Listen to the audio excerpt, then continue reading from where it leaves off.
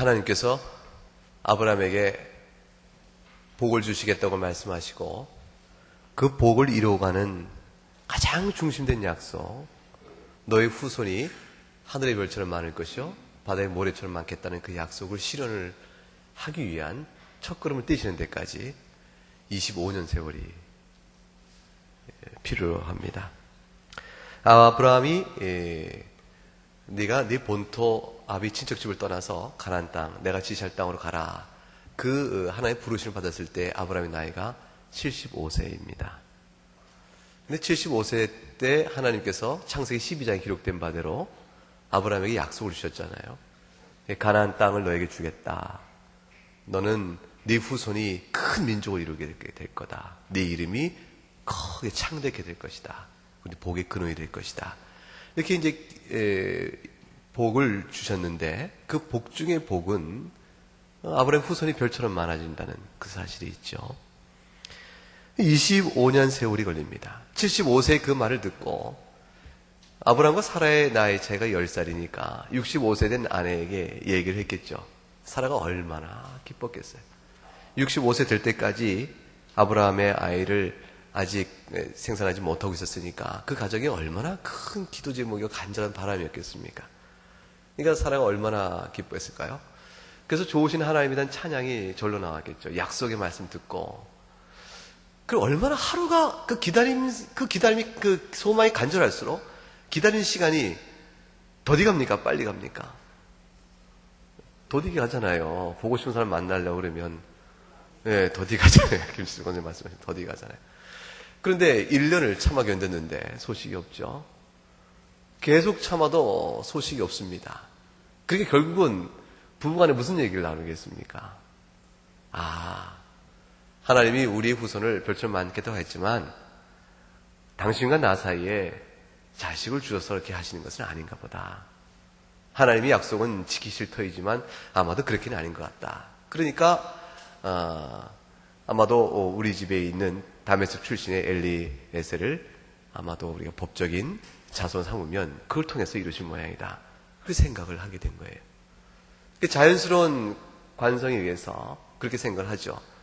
그렇게 마음을 먹고 있는데 하나님께서 나타나셔서 15장에 나타나서 하신 말씀이 그거 아니라는 겁니다. 엘리에셀이 아니다. 그러면 어떻게 되는 겁니까? 했더니 아브라함 네 씨를 통해서 난 자식이 야겠다. 이렇게 얘기를 하시는 거죠. 그러니까 하나님께서 도대체 어떤 뜻을 하시려는가 하고 이제 또 기다립니다. 그래서 결국은 10년을 기다리죠. 75세의 아브라함의 나이에서 10년을 기다립니다. 85세가 됐을 때 하갈을 아브라함에게 이렇게 첩으로 주어서 그래서 결국은 하갈을 통해서 아이를 낳게 됐을 때 아브라함 나이가 86세입니다. 결국은 사라하고 아브라함이 생각하기는 하나님이 주신 약속이 이루어질 터인데 그 약속은 결국 당신의 몸을 통해서 난 자식이라야 그 약속의 후사라 하셨으니 결국 이 방식이 하나님 뜻이셨나 봅니다. 하고 그 이스마엘을 낳은 걸 놓고 부부가 기뻐했겠지요. 그러나 사라의 마음은 굉장한 괴로움이 있죠. 왜냐하면 하갈이 주인된 사라에 대해서 태도가 온순치 않았고 자식을 낳은 것에 대한 위세가 대단했으니까 그 하갈이 그것 때문에 몹시 못 견뎌서 내어쫓지 않습니까? 내어쫓다가 다시 이제 돌이키라 해서 다시 그가 집으로 돌아오니까 이제 겪게 됩니다. 그런데 하나님께서 다시 나타나시는 것이죠. 다시 창세기 17장에 나타나셔서 말씀하기를 그것도 아니라는 겁니다. 이스마엘도 아니다. 그 세월이 그러니까 17장쯤 돼서 나타날 때가 아니면 아브라함이 99세가 될 때입니다. 그러니까 그때쯤 나와서 내년에 내가 너에게 아이를 줄 터이니 라고 말하면서 18장에 이르러서 세 사람이 오셔서 아브라함에게 그 약속 줄 때 명년의 사라가 아이를 낳을 것이라. 그 말씀을 주고 나니까 결국은 하나님께서 주신 바 된 그 약속은 75세에서 24년이 흐른 99세 때, 그 사라의 나이가 89세 때, 그때 나타나셔서 아브라함과 사라 사이 난 자식이라야 약속의 후사가 되어진다. 이렇게 말씀을 주시는 겁니다. 이 긴 세월 10살 때 네 후사가 이렇게 많겠다 해서 25년을 기다려보면 그건 쉽잖아요. 그건 견딜만 하지 않습니까? 75세면 이미 아니다 싶을 텐데, 그런데 75세 때 주셔서 25년이나 그 약속을 끌어오셨으니 그 하나님을 향한 믿음이, 그 약속이 그 믿어질 만한 약속입니까? 아니면 의심이 가는 약속입니까? 그동안에 어떻게 견뎌오고 믿음의 인내를 가질 수가 있겠습니까? 그러니 그때마다 아브라함이 사실은 믿음이 굉장히 흔들리죠. 그래서 처음에 15장이 나타나서 하나님이 네 자손이 하늘의 별처럼 많을 것이다 이렇게 약속을 줄 그때쯤에 아브라함이 뭐라고 말하냐면 엘리에셀이나 제 후사가 되겠습니다라고 말을 아니할 수가 없는 것이죠. 그 말을 하니까 하나님이 그에게 믿음을 더해 주시느라고 특별한 하나의 사건을 일으키십니다. 여러분 기억나십니까? 창세기 15장에 나오는 하나님이 아브라함의 믿음을 위해서 특별히 행하신 놀라운 환상적 계시? 그것은 3년 된 염소와 3년 된 암염소와 3년 된 암소와 3년 된 수양과 산비둘과 집부두기를 둘로 반을 탁 쪼개서 벌려놓고 횃불로 그 사이를 지나가시는 환상을 보여주시죠. 그걸 통해서 하나님께서 하신 말씀은 내가 너에게 한 말이 틀림없이 이루어질 것이다.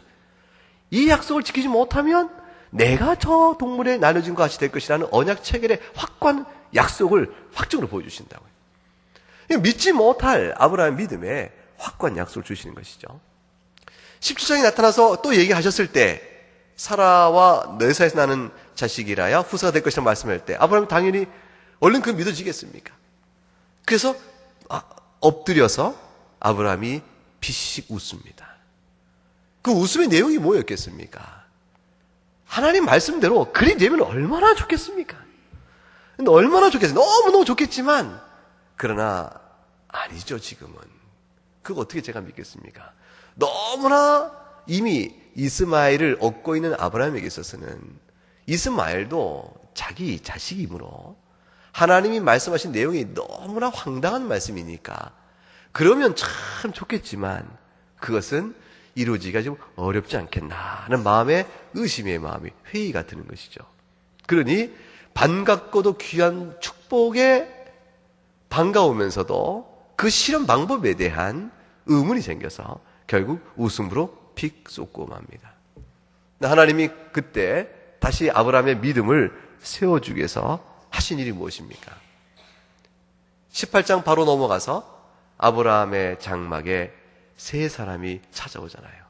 그 세 사람은 아브라함이 대한 예로 봐서 한 분은 예수 그리스도의 이 땅에 오심의 모습이 아니까 하나님이 나타나심이라 여러 가지로 해석을 하죠. 다른 둘은 천사일 것이라고 해석을 합니다.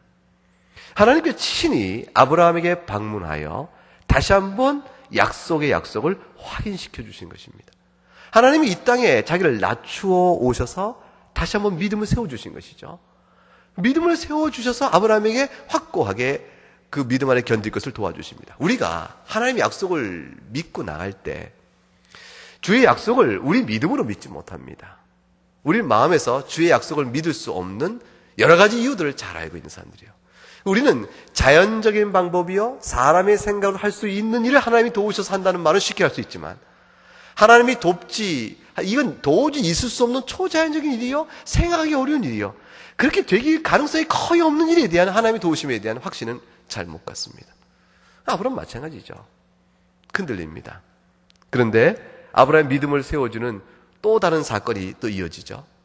19장과 20장에 이어진 사건이 소돔과 고모라의 심판 사건이요. 그 다음 이어서 아브라함이 다시 실수하여 결국 남방으로 내려가서 자기 사라를 다시 한번 아내의 몸이 더럽혀질 법한 위기를 자초한 일이 벌어지죠. 근데 하나님께서 사라의 몸을 지켜줍니다. 태를 순전하게 지켜주십니다. 그 모든 일을 하나님이 직접 행하시잖아요. 꿈에 나타나서 아비멜렉에게 네가 무슨 죄를 졌는지 알겠느냐라고 말씀하시므로 전적인 내용 속에서 그 아비멜렉의 집에 태를 닫아버리시고 아브라함을 선제로 세우셔서 아브라함의 기도로 말미암아 태가 열려지는 놀라운 일을 경험하게 하시고 그래서 아브라함이 자유롭게 그 남방 땅에서 거할 수 있는 여지를 열어주시며 또 많은 재산을 가지고 돌아올 수 있도록 도와주십니다. 이 모든 일의 경험은 아브라함에게 놀라운 하나의 간증이 생기는 것이죠.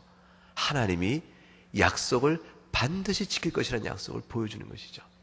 그러니까 하나님께서 나타나셔서 명년에 사라가 아들을 낳을 것이라고 말씀하신 대목과 그 다음에 그 사이에 있었던 일 가운데서 사라가 위기를 처했던 분에서 다시 건져오심, 이 짤막한 1년 사이에 있는 일이죠.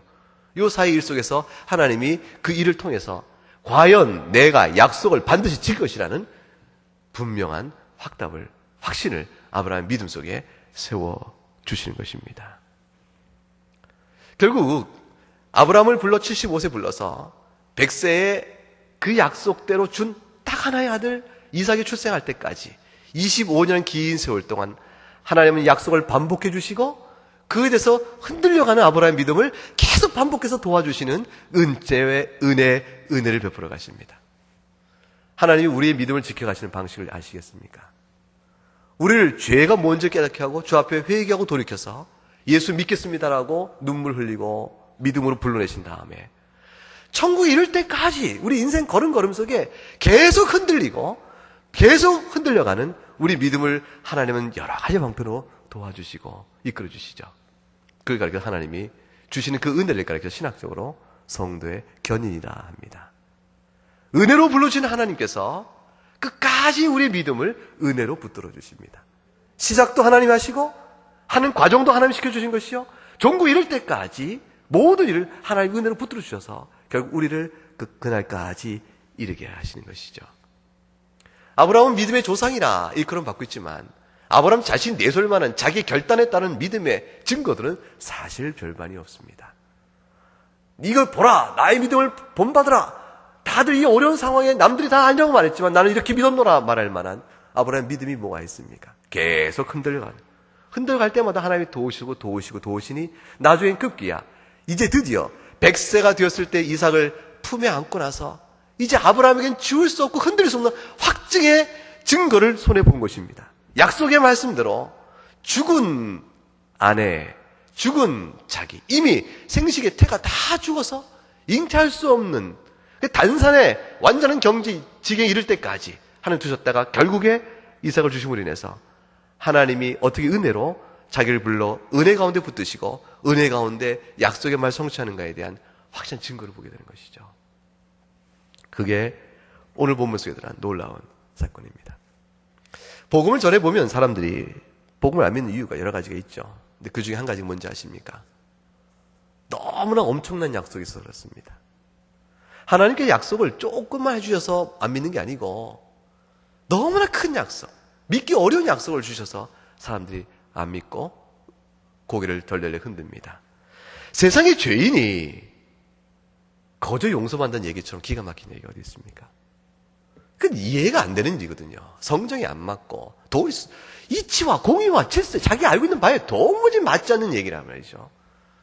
그리고 죄인이 거저 용서받는다는 사실 앞에서 그러면 여지껏 살아온 내 양심과 교양은 무엇은 소용인가라는 자기의 문제도 닥치는 것이요. 모든 죄인을 그저 용서하시는 하나님의 공의 문제는 어디 갔냐고 제법 신학적 사고를 하는 것처럼 똑똑한 채 말하지만 다 무지한 탓이요, 무식한 탓이죠. 사람이 하나님 엄청난 약속을 주십니다. 부활을 여러분 믿습니까? 부활 때문에 예수 못 믿겠다고 하는 사람 얼마나 많은지 아세요? 만약 예수님이 그냥 훌륭한 아주 탁월한 인격자요, 존경할 만한 성인 중에 대표적인 인물이요, 인류 가운데 가장 뛰어난 성인이다, 그렇게 굳이 얘기하더라도 거스르지 않을 사람도 있습니다. 무슨 순위를 매기냐, 공자가 낫냐, 석가가 낫냐, 뭐 이렇게 예수님이 낫냐, 순위를 어떻게 매기냐라고 이의를 제기할지 모르지만 그래도 예수님의 말로 최고다라고 아무리 주장하면 그래 예수님 제일이야 라는 정도로 타협을 보면서 복음을 들을 만한 사람이 있을지 모릅니다. 예수님 믿고 착한 일을 하면 구원받는다고 말한다면 말이죠. 석가모니 교훈대로 착하게 잘 살고 도를 닦고 하면 구원을 받을 수 있을 것이라, 극락왕생할 거라, 그 말을 믿는다면 말이죠. 예수님의 교훈대로 살아야 구원받는다고 말한다면 세상 사람들이 예수님에 대해서 복음을 못 믿을 사람 거의 없을걸요? 다 박수치고 환영하고 나올 겁니다. 그런데 예수님이 하나님의 아들이다, 다 물러서 버립니다. 예수님이 하나님의 아들이니까 못 믿는 것이죠. 예수님이 십자가에 죽으셨는데 그 십자가의 죽으심이 당신의 죄를 위한 거요. 못 믿는 겁니다. 너무 엄청난 얘기거든요. 근데 그것도 믿기만 하면, 주를 믿으면, 회개하고 돌이키면 용서를 받는다. 너무 큰 약속. 상상하기가 어려운 약속. 그 약속을 주니 믿지 않습니다. 사람은 믿음이란 것도 자기가 할 수 있고 행할 만하고 자기 생각 이치에 닿고 그러면 믿는다고 말합니다. 근데 그것은 믿음이 아니죠. 하나님 앞에, 주권 앞에 엎드린 것이 참 믿음입니다. 아브라함은 이삭의 출생 속에서 하나님을 전적으로 의뢰하는 믿음이 뭔지를 계속 25년간 배워왔습니다. 이 믿음 때문에 아브라함이 사라와 더불어 이삭을 출생한 손을 안고 있었기 때문에 나중에 그 유명한 아브라함이 이삭을 제물로 바치라는 그 명령 앞에 순종할 만한 이유와 신앙의 훈련을 받은 자로 서게 되어집니다. 이전 같으면 어림도 없는 일이죠. 25년의 세월이 그에게는 필요로 했던 것입니다. 이삭의 출생은 단순히 노년에 죽은 태와 같은 자에게 하나님이 기적으로 아들을 주었다는 이 사실, 하나님 얼마나 능력이 많으신 분이냐, 이런 사실을 보고 우리가 기뻐하면서 우리 하나님 최고다, 이런 정도의 얘기에서 끝나는 것이 아닙니다. 하나님 이삭의 출생과 더불어서는 예수 그리스도의 오심에 대한 그 그림자를 거기다 이렇게 덮어놓으셨습니다. 이삭의 출생을 통해서 우리는 예수 그리스도를 바라볼 수 있도록 하나님이 이끌어 가신 것이죠.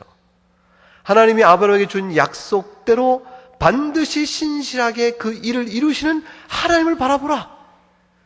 이 이삭을 아브라함과 사라에게 주신 하나님, 그분이 어떤 분인가를 바라보라. 우리에게 바라보라 하시면서 하나님의 절대적 언약의 신실함을 보게 합니다. 과연 그 언약의 신실함 대로 누가 오셨어요? 우리 주 예수 그리스도께서 오신 것이거든요. 그 언약의 신실함 대로 과연 주께서 어떻게 하실까요? 우리 죄를 사하시고 그리고 승천하신 후에 어떻게 되실까요? 다시 오시죠.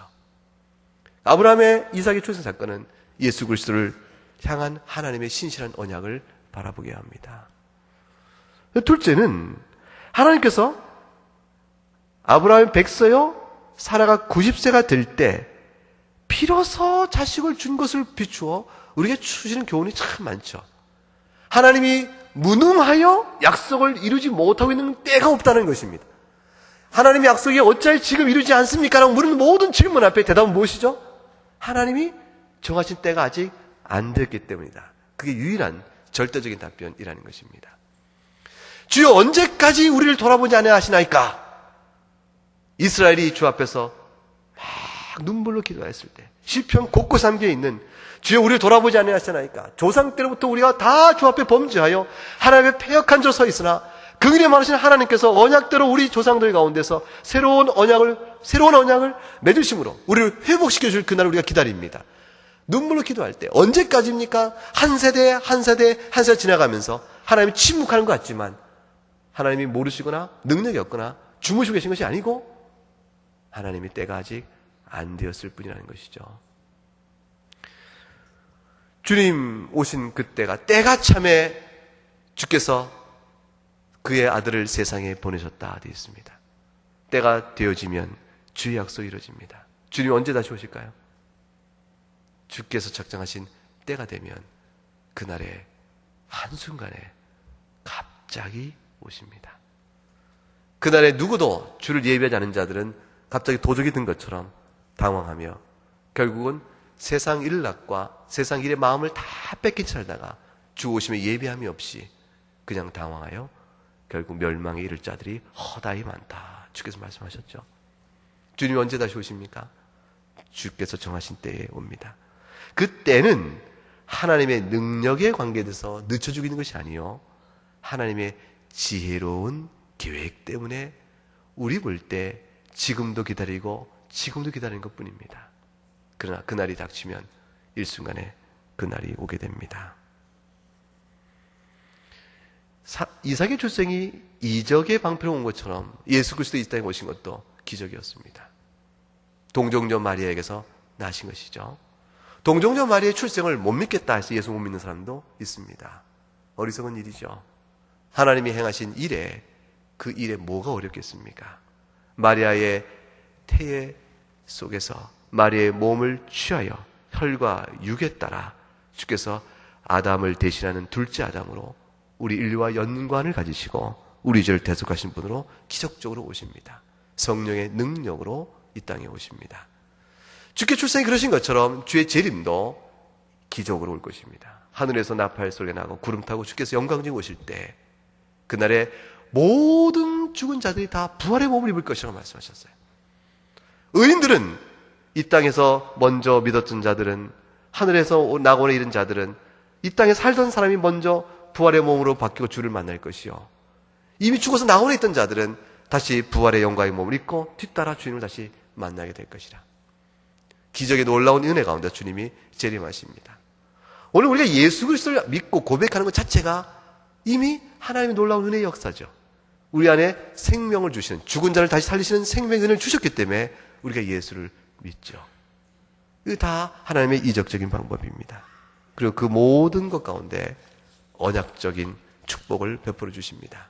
이삭을 통하여 하나님께 주신 아브라함의 모든 언약이 이루어지는 것처럼 약속의 자녀인 예수 그리스도를 통하여 참 하나님의 언약 백성에 누리는 모든 복이 우리 가운데 미쳐집니다. 교인됨의 행복이죠.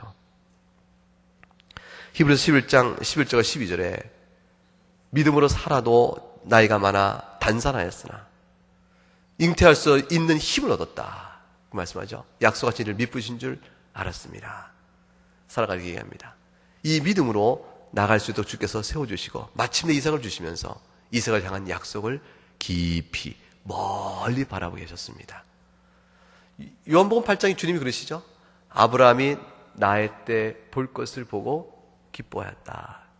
아브라함이 바라본 것은 예수 그리스도였습니다. 어떻게 예수 그리스도를 바라보겠습니까? 아브라함이 이삭을 통해 본 거죠. 이삭을 통해서 메시아를 본 겁니다. 사라도 이제 이삭을 출생하면서 믿음이 견고해집니다. 그러므로 이삭을 통하여 언약에 축복된 그리스도를 바라봅니다. 이 그리스도 주신 약속은 너무나 놀라워서 고린도서 2장 9절에 나온 대로 눈으로 보지 못하고 귀로 듣지 못하고 사람의 마음으로 생각지도 못한 것이기 때문에 다들 고개를 흔들며 믿지를 않습니다. 너무 좋은 것이라 믿지 않는 거죠. 그처럼 어리석은 일이 어디 있겠습니까? 하나님께서 75세에 아브라함을 불러서 결국 100세에 약속의 성취를 해나가는 첫걸음을 뛰게 하신 주님이 이렇게 시간을 길게 25년 세월을 그게 잡으신 까닭이 도대체 어디 있을까요? 몇 가지 생각할 수가 있죠. 첫째는 인간은 할 수 없는 것을 하나님이 하신다는 기적의 방법을 우리에게 명료하게 보이심으로 하나님의 주권의 능력을 드러내시는 것이요. 두 번째는 이삭의 탄생이 전적으로 하나님의 은혜로 되는 것임을, 선물로 주는 것임을 확실히 알게 하시게 합니다. 사람은 기도하고 응답을 받아도요, 그때는 응답이다 이렇게 얘기하지만 조금 지나면 의심이 들어가지고 그 다 이렇게 저렇게 돼서 이렇게 되는 거 아닌가라고 합리화적 설명을 해나가는 버릇들이 생깁니다. 기도 안 해도 사람 이치에 따라 되는 것처럼 생각하는 것이죠. 여러분 보세요. 타임이라는 것은 뭐예요? 타이밍. 딱 되었다. 그때 하필이면 그 사람하고 그때 만나서 얘기를 나누다 보니까 내가 기도하던 일들이 그를 통해서 이루어지게 됐다. 그 사람을 만나게 한 것이 하나님의 은혜였다. 근데 그때 그 사람을 만나게 된 것이 타이밍상 참 절묘한 때였다. 이렇게 생각하면서 하나의 기도 응답으로 생각할 수 있겠죠. 그러나 이내고 조금 지나고 나면요, 그 타이밍이라는 것이 자꾸 죽어가요. 그러면 그냥 만나게 됐으니까 만나게 된 것처럼 생각하고 그렇게 버릇을 생각하죠.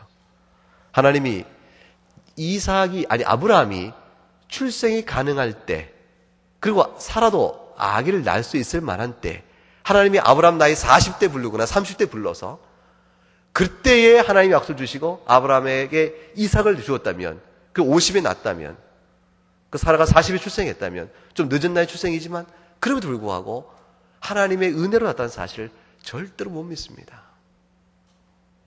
믿음이 없죠. 하나님이 100세까지 이끌어 가시는 것은 하나님의 섭리 가운데 누구를 향한 지극한, 따뜻한, 분명한, 자상한 섭리입니까? 아브라함과 사라를 향한 것이죠. 아브라함과 사라가 다 하나님의 약속을 믿고 다 웃었는데 하나님께서 공교롭게 그 아들의 이름을 이삭이라고 제가 지난 말씀하십니다. 이삭이란 이름의 뜻이 뭡니까? 웃음입니다. 그 왜 그러셨을까요? 하나님의 약속을 믿고 듣고 웃어버렸던 그들에게는 얼마나 자신의 믿음 없음가를 드러내준과 동시에 이삭을 통해 주시는 약속의 성취를 주시는 그 은혜의 기쁨이 얼마나 큰 것인가를 다시 한번 우리에게 말씀해 주시죠.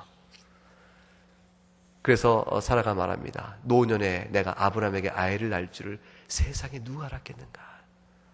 세상에 그 누가 생각을 했겠는가? 그 누가 생각했겠는가? 마리아가 예수님을 낳을 때도 기뻐 찬양합니다. 누가복음 1장에 보게 되면 내 마음이 하나님 내 구주를 기뻐한다. 처녀가 아이를 잉태했다는 소식을 듣고 이렇게 기뻐할 수가 있겠습니까? 마리아가 바라본 것은 구속의 사건이죠. 사라가 바라본, 이삭을 통하여 바라본 그 구원의 은혜를 바라본 것처럼 지금 그것을 바라보는 것이죠. 마음에 기쁨이 충만합니다. 이사야 51장에서 말할 때 똑같습니다. 2절에 맨 끝에 아브라함에게 혼자 있을 때 내가 그를 불러 그에게 복을 주었다. 3절에 가게 되면 얼마나 이것이 기쁜지 사막이 여호와의 동산이요 에덴같이 변한다. 이 기쁨을 노래하는 겁니다. 우리가 구원을 얻었을 때 이 기쁨이 얼마나 감격해야 합니까? 죽은 자 같은 인생이 이제 기쁨과 자랑과 평안으로 바뀌어버리지 않습니까? 여러분 그 믿음과 그 기쁨을 지금도 갖고 있는지 모르겠습니다. 누가 생각을 했겠는가? 90세의 아이를 하나님에게 주시다니. 사라는 그렇게 기뻐합니다. 여러분은 어떻게 기뻐합니까? 누가 생각을 했겠는가? 나 같은 죄인을 주 예수께서 십자가에 죽으심으로 믿기만 하면 용서를 베푸시니 이 은혜를 내가 생각을 했는가? 오직 믿음으로 모든 죄 용서받는 영원한 생명 얻는 구원의 길이 열릴 줄이야 내가 꿈엔들 생각했을까?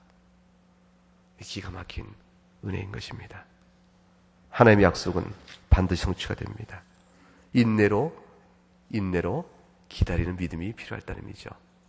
그리고 그날이 이르게 되면 우리에게 지금 알고 있는 그 영원한 기쁨을 눈으로 보며 만지며 펄펄 뛰도록 하나님께서 복을 내려 주실 것입니다. 그 믿음 가운데서 우리가 무엇을 바라며 살아야 될 것인가를 한번 생각하는 우리 오늘 이 밤이 됐으면 좋겠습니다. 한번 우리 한번 찬송하겠습니다.